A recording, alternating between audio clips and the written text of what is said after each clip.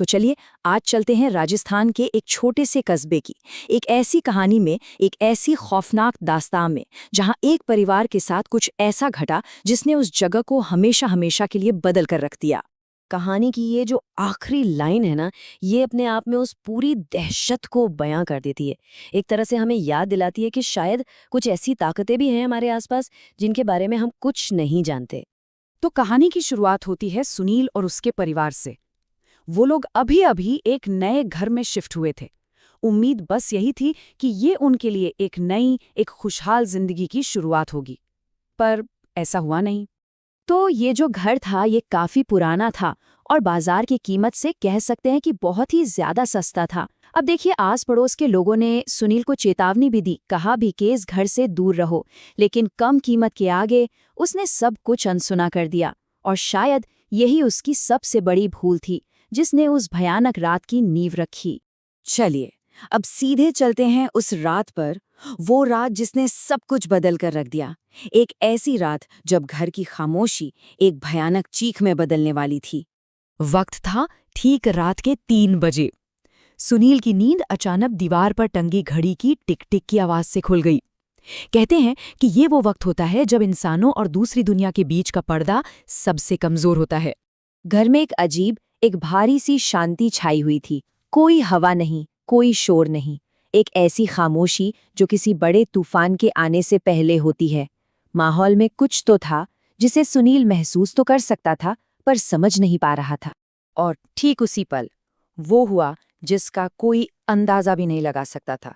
बिना किसी वजह के कमरे का दरवाजा धीरे से अपने आप खुल गया। बस यहीं से खौफ का वो सिलसिला शुरू हुआ जिसका कोई अंत नहीं था।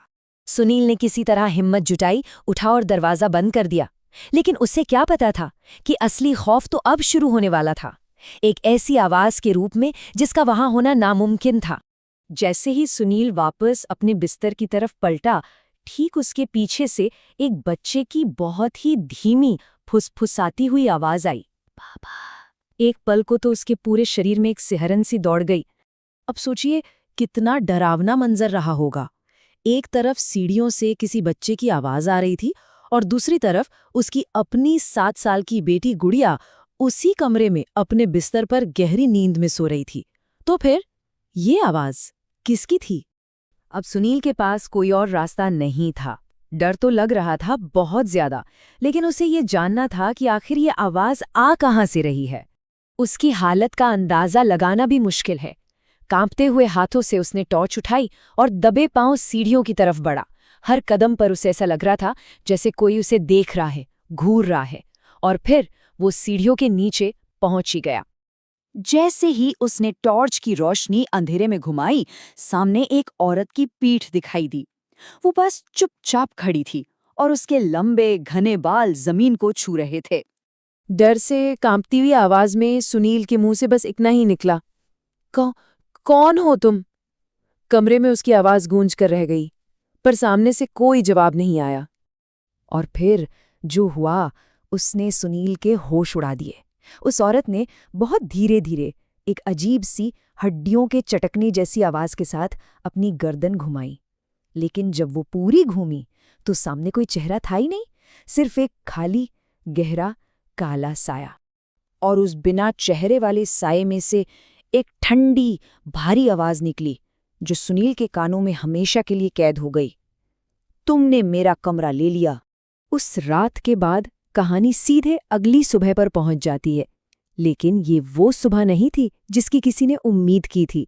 ये एक ऐसी सुबह थी जो अपने साथ जवाब नहीं बल्कि और भी सवाल लेकर आई थी। जब पड़ोसियों ने घर का दरवाजा सुबह सुबह खुला देखा तो वो अंदर गए। घर पूरा खाली था। सीढ़ियों पर बस वो एक टॉर्च पड़ी हुई थी। सुनील, उसकी पत्नी और उसकी बेटी, तीनों के तीनों ऐसे गायब हो गए थे जैसे कभी वहां थे ही नहीं। कोई निशान नहीं, कोई सुराग नहीं, कुछ भी नहीं।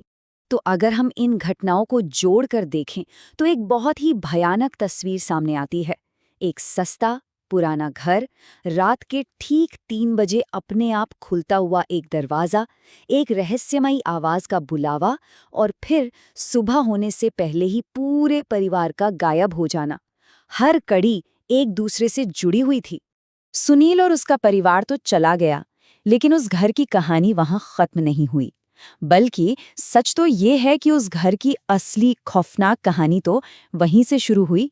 वहां के स्थानीय लोग आज भी कहते हैं कि उस वीरान घर का वो दरवाजा आज भी हर रात ठीक 3 बजे अपने आप खुल जाता है, जैसे वो आज भी किसी नए मेहमान का इंतजार कर रहा हो।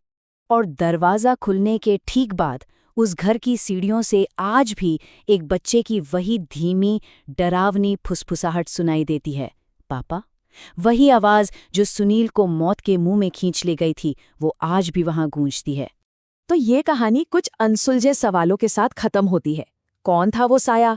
सुनील और उसके परिवार का आखिर हुआ क्या? शायद इन सवालों का जवाब कभी नहीं मिलेगा। लेकिन ये कहानी जाने से पहले एक आखिरी सवाल जरूर छोड़ जाती है।